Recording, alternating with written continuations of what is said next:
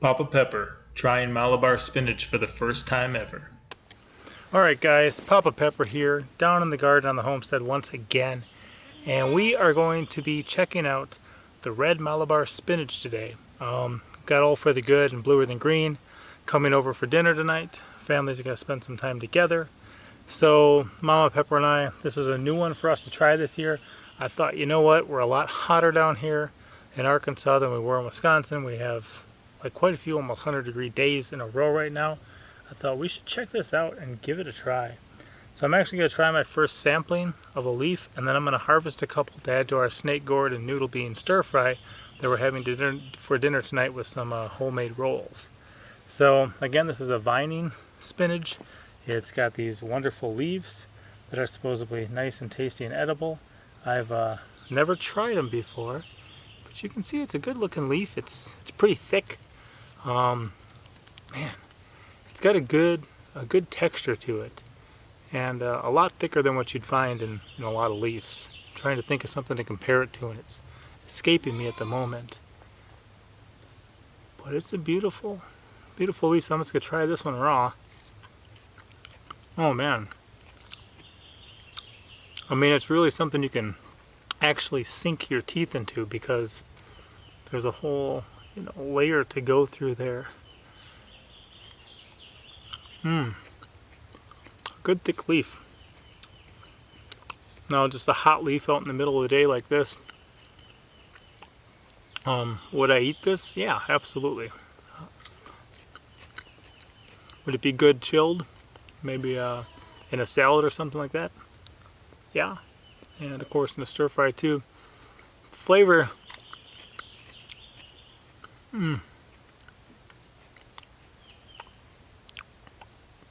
Does have a little edge, kind of like some type of salad greens do, especially in the summer. They got that slight bite, like a Swiss chard would. But it's kind of got a juicy crunch too of like a chickweed or iceberg lettuce. But wow, that is really, really tasty. Gonna love that. Hopefully, as we move on, they'll grow all the way up here. I've heard it takes a while for them to start growing, but we got one doing pretty good.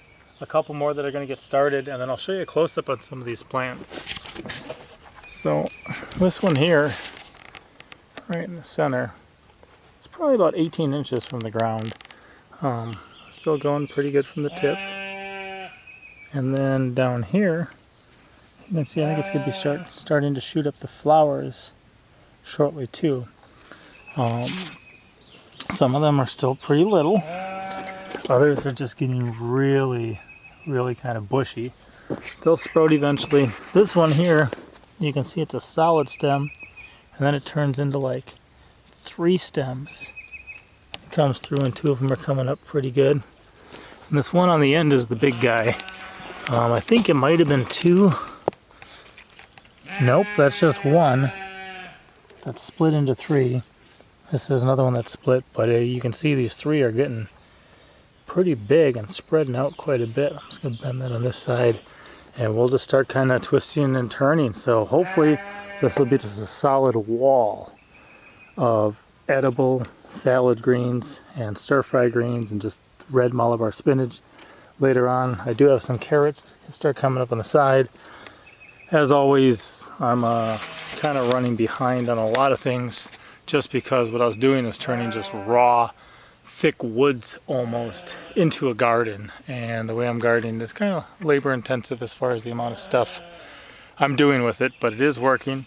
We will still be getting harvests. We're still enjoying it. And I'm going to get to harvest some of these, and we'll see how they go in the stir fry tonight. So pretty cool. Definitely love it. Can't wait to see how it performs this summer. Like our snake gourds, like our kiwanos, like our Chinese red noodle beans, just another thing that we're trying for the first time, never tasted before in our entire lives. Just figured they would do good in our environment and pretty much our climate, our zone. Anything from anywhere around the world that's going to produce food that I can potentially grow right on this 6-7 USDA growing zone edge where I am, I definitely want to get going and try, because I love it. There's going to be plants on this property anyway. They might as well be edible. They might as well be something we can check out And we've got enough with a family of 7 that somebody's probably going to like it and appreciate it. And I like all sorts of weird tasting or different tasting stuff anyway, so I'm excited. These guys are growing good. Here's one more look at them.